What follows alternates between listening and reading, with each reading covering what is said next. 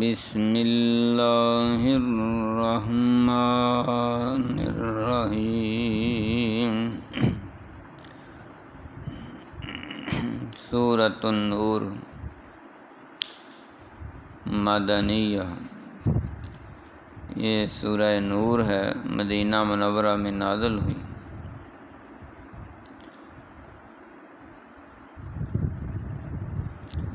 سورۃ انزلناها وفرضناها وانزلنا فيها آیات بینات لعلکم تذکرون۔ یہ ایک سورت ہے جس کو ہم نے نازل کیا اور ہم نے ہی فرض کیا ہے اس کے احکامات کو، اور نازل کی ہم نے اس میں ایسی آیات جو بڑی واضح ہیں تاکہ تم نصیحت حاصل کرو۔ الزانیۃ والزانی فاجلدوا کل واحد منہما مئۃ جلدہ ولا تأخذکم بہما رأفۃ فی دین اللہ ان کنتم تؤمنون باللہ والیوم الآخر ولیشہد عذابہما طائفۃ من المؤمنین۔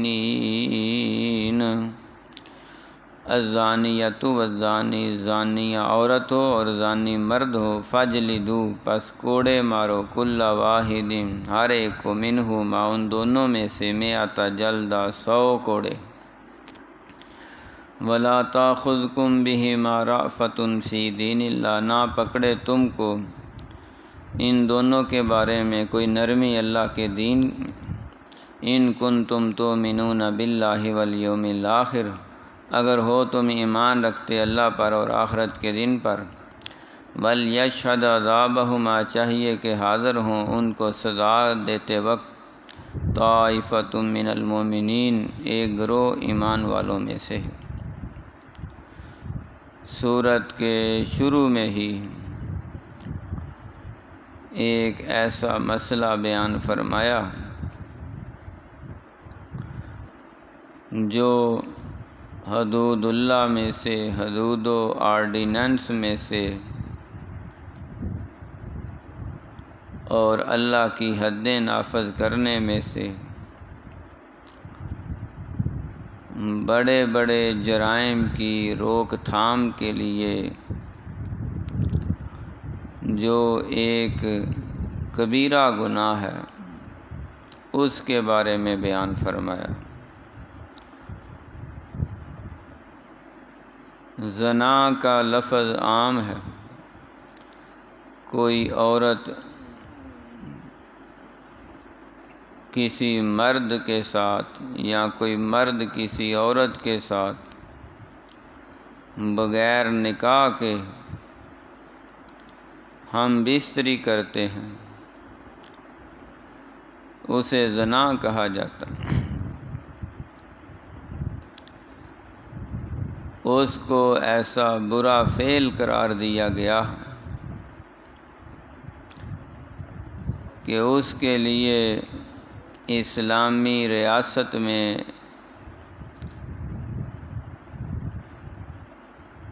قاضی وقت کی عدالت میں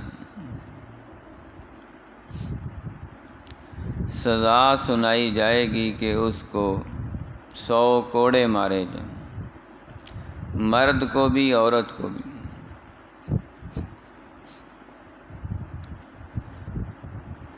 جلدہ فاجلدو کہتے ہیں چمڑے کے چھانٹے کو،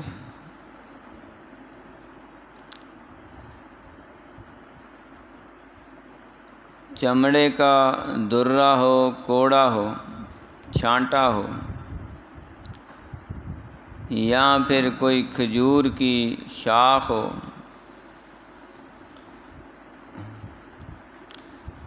ان دونوں سے سزا دی جا سکتی ہے۔ اس سزا کے دینے میں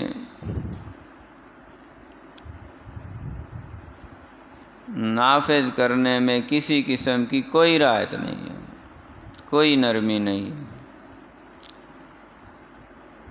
چاہے قاضی وقت کا اپنا کوئی رشتہ دار کیوں نہ ہو، بڑا ہی قریبی دوست کیوں نہ ہو، کوئی پرانا محلے دار کیوں نہ ہو، جب اس پہ یہ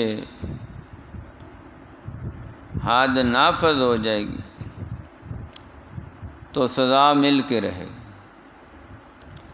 اس سزا کا فائدہ یہ ہے کہ وہ آخرت کی سزا سے بچ جائے گا۔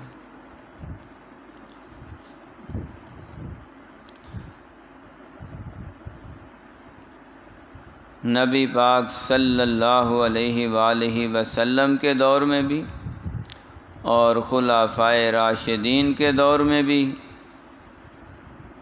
یہ سزا، یہ حد لگائی جاتی رہی ہے۔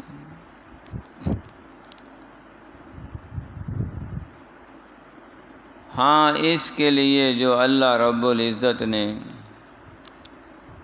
قانون بیان فرمایا ہے وہ اسی صورت میں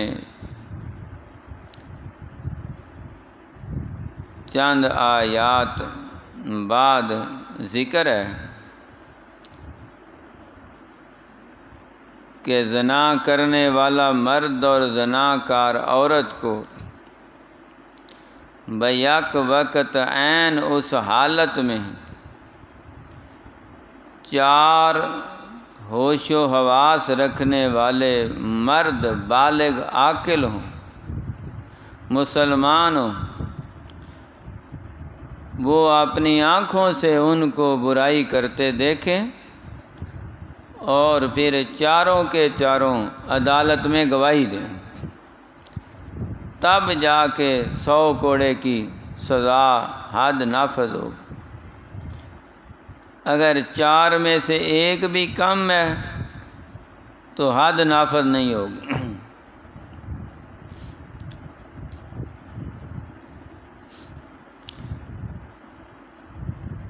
یہ اللہ رب العزت نے بڑی کڑی شرط لگائی ہے اور بڑی سخت شرط لگائی ہے کہ 4 آدمیوں کا، مسلمان بھی ہوں، بالغ بھی ہوں، عاقل بھی ہوں، ہوش و حواس میں ہوں، بیک وقت دیکھنا یہ تو بہت مشکل سے ممکن ہوتا ہے۔ برائی کرنے والے تو کوئی 4 لوگوں کو سامنے کھڑا کر کے تھوڑا ہی برائی کرتے ہیں، وہ تو چھپ کے کرتے ہیں۔ تو یہ 4 گواہوں کی شرط اس لیے لگائی ہے تاکہ برے بندے کا بھی پردہ رہ جائے۔ اللہ رسول کسی کو ذلیل کر کے راضی نہیں ہے، ان کے عیبوں پہ پردہ ڈالنا چاہتے ہیں تاکہ ممکن ہے اگلے دن یا اگلی دفعہ برائی کرنے سے پہلے وہ توبہ کر لیں۔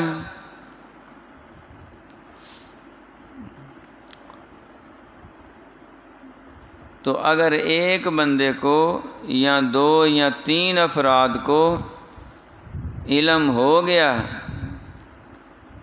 کہ انہوں نے برا فعل کیا ہے تو وہ بجائے عوام الناس کے اندر مشہور کرنے کے یا وقت کے قاضی کو، عدالت کو بتانے کے، وہ اس معاملے کو چھپا جائیں، ان پہ پردہ ڈال دیں، تو اللہ رب العزت کی طرف سے ان کو قیامت کے دن یہ بہت بڑا انعام دیا جائے گا کہ حضور اکرم صلی اللہ علیہ وسلم نے فرمایا من ستر مسلمن ساتر اللہ لہو یوم القیامہ، جو کسی مسلمان کا دنیا میں پردہ رکھتا ہے اللہ تعالیٰ قیامت کو اس کے عیبوں پہ پردہ ڈال دیں گے۔ تو ہر بندہ ہی گناہ گار ہے، ہر بندے کے اندر کمیاں کوتاہیاں ہیں، اللہ نے پردے ڈالے ہوئے ہیں۔ تو اگر ایک دوسرے کے پردے افشا ہو جائیں، ظاہر ہو جائیں، تو ممکن ہے کوئی ایک دوسرے کو شکل دکھانے کے بھی قابل نہ ہو، سوائے چند ایک خوش نصیبوں کے۔ تو جس مالک نے ہمارا پردہ رکھا ہوا ہے، ہمارے اوپر بھی واجب ہے کہ ہم مسلمانوں کے عیبوں پہ پردہ ڈالیں۔ ہاں، انہیں علیحدگی میں سمجھایا جا سکتا ہے، ان کو اس کے نتائج سے، برے نتائج سے آگاہ کیا جا سکتا ہے۔ تو یہاں پہ جو اللہ رب العزت نے قانون بیان فرمایا ہے نا، الزانیۃ والزانی، زانی عورت ہو زانی مرد ہو، فجلدوا کل واحد منہما مئۃ جلدہ، ان میں سے ہر ایک کو 100 کوڑے لگاؤ۔ تو یہ شادی شدہ کے بارے میں بھی ہے، غیر شادی شدہ کے بارے میں۔ آیت تو مطلق ہے، عام ہے، اس میں کوئی تخصیص نہیں ہے، وضاحت نہیں ہے کہ وہ شادی شدہ ہوں یا غیر شادی شدہ، میرڈ ہیں ان میرڈ ہیں، جس نے بھی یہ برا کام کیا ہے اس کو سزا ملے گی۔ لیکن حدیث پاک میں ذکر ہے کہ نبی پاک صلی اللہ علیہ وسلم کے زمانہ اقدس میں اور خلفائے راشدین کے دور میں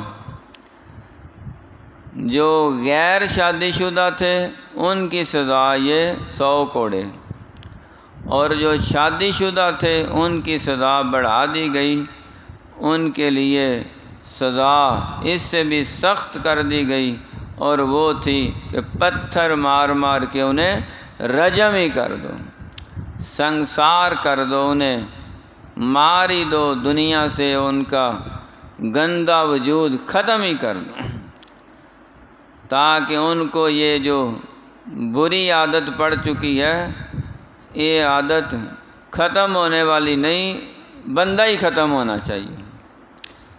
جیسے کہ حضرت لوط علیہ السلام کے دور میں اس دور کے لوگوں کو ایک بری عادت پڑ گئی تھی کہ مرد مردوں کے ساتھ برائیاں کرنے لگ گئے۔ اس وقت بھی کئی ملکوں میں قانونی طور پہ انہیں اجازت نامے ملے ہیں ہم جنس پرستی کے، تو ان کے برے نتائج دن بدن ظاہر ہو رہے ہیں، اس سے کتنی بیماریاں پھیل رہی ہیں اور کس قدر گندے جراثیم دوسرے میں منتقل ہو کے وقت سے پہلے ہی انہیں قبر میں پہنچا رہے ہیں، دنیا بھی تباہ ہو رہی، آخرت بھی تباہ ہو رہی ہے۔ تو ایسے لوگوں کو بھی اللہ تعالیٰ نے برداشت نہیں کیا، جو قوم لوط والا عمل کرنے والے تھے۔ اللہ رب العزت نے انہیں آسمان سے پتھر مار مار کے رجم ہی کر دیا، ان پہ بھی پتھروں کی بارش ہوئی تھی۔ قرآن پاک میں کئی ایک مقامات پہ اس کا تفصیلی ذکر ہے۔ اللہ رب العزت نے اس کے بارے میں بھی آگاہی فرمائی ہے، وَاللَّذَانِ يَأْتِيَانِهَا مِنْكُمْ فَآذُوهُمَا، اگر دو لڑکے وہ آپس میں برائی کر لیں، ابھی نئے نئے برائی کے لیے ان کے اندر غلط جذبات پیدا ہوئے، تو فرمایا تم جو سرپرست ہو، جو تم ذمہ دار ہو، ان کے ماں باپ ہو یا ان کے ٹیچر ہو یا ان کے علاقے کے چیئرمین ہو یا گلی محلے کے سرکردہ لوگ ہو، تو ان کو بھی آذوہما اذیت ناک سزا دو، تاکہ وہ بھی اس برے فعل سے باز آ جائیں۔ اگر سزا نہیں ملے گی تو بوڑھے ہونے تک عادت نہیں جائے گی، قبر میں ساتھ لے کر جائیں گے، اللہ کی لعنت کا حقدار ہوں گے، رب تعالیٰ کی پھٹکار نازل ہوگی ان پہ۔ بلکہ فقہا نے تو لکھا ہے کہ جو بندہ قوم لوط والا عمل کرتا ہے اور مرتے دم تک توبہ نہیں کرتا، اس فعل کو چھوڑتا نہیں، اپنے دل میں یہ حسرت اور دماغ میں یہ خواہش لے کے مرتا ہے، اس کی قبر پہ بھی اللہ کی پھٹکار نازل ہوتی رہتی ہے، اللہ کی رحمت سے بڑا دور ہے۔ تو زانی مرد اور عورتوں پہ سزا نافذ ہوئی، انہیں کوڑے لگائے گئے، شادی شدہ کو رجم کیا گیا، اور قوم لوط والے عمل کرنے والے بدبختوں کو اللہ نے رجم کیا ہے۔ تو ان دونوں کاموں سے، مرد عورت سے برا فعل کرے یا مرد مرد سے برا فعل کرے، حتی الامکان اپنی جان کا نقصان برداشت کر لیں، اس فعل کے قریب نہ جائیں، کیونکہ اس میں تباہی ہے اور واپسی کا چانس بہت مشکل ہے۔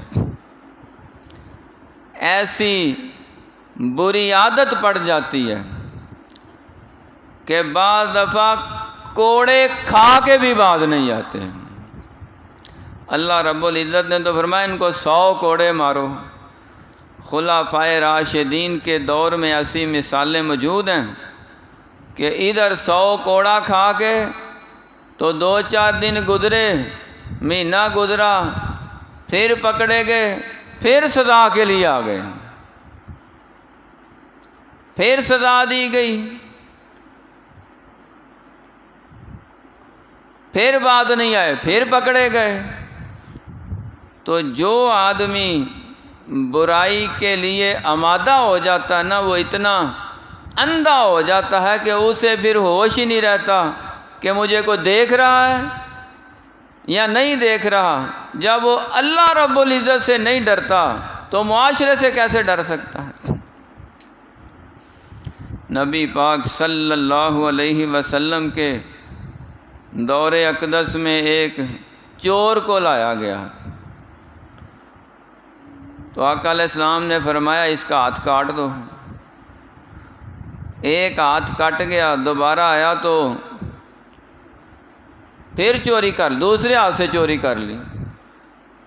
آقا علیہ السلام نے فرمایا اس کو قتل ہی کر دو، اس نے نہیں باز آنا۔ صحابہ نے کہا یا رسول اللہ صلی اللہ علیہ وسلم، اس نے قتل نہیں کیا، برائی نہیں کی، اس نے چوری کی، اور چوری کی سزا آپ بتاتے ہیں ہاتھ کاٹنا، تو میں ہی کہہ رہا ہوں قتل کر دو۔ انہوں نے پھر اصرار کیا، کچھ رحم فرمائیں، نرمی کریں۔ اللہ نے فرمایا لا تأخذکم بہما رأفۃ فی دین اللہ، اللہ کے دین کو نافذ کرنے میں، حد نافذ کرنے میں کوئی رعایت نہیں ہے، کوئی نرمی نہیں ہے۔ تو رؤوف الرحیم پیغمبر نے بھی، مہربان نبی نے بھی، امت کے اوپر مشفق اور بہت زیادہ ہمدردی کرنے والے پیغمبر نے بھی، جو سزا کے اہل تھے نا، انہیں بغیر کسی رعایت کے سزا دی ہے، میں اسے قتل کر دو۔ انہوں نے اصرار کیا یہ چور ہے، ہاتھ کاٹنے کی اجازت دیں، آپ نے میں جاؤ کاٹ دو، دوسرا ہاتھ بھی کٹ گیا، پھر چوری کر لی۔ اب اندازہ کریں چوری اس نے کیسے کی، کٹے بازوؤں کے ساتھ چوری کر رہا ہے۔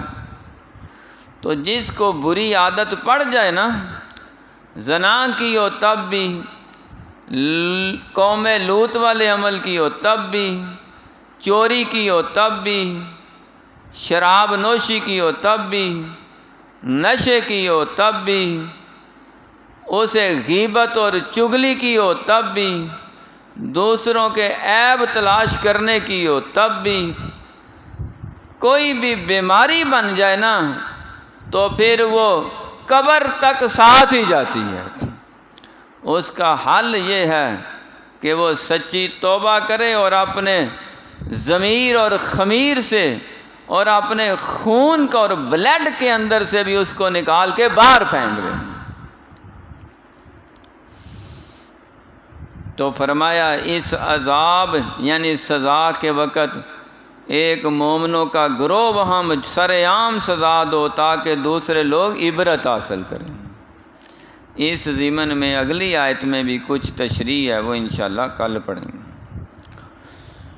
سورۃ انزلناہا وفرضناہا، یہ ایک صورت ہے جس کو ہم نے نازل کیا اور ہم نے ہی فرض کیا۔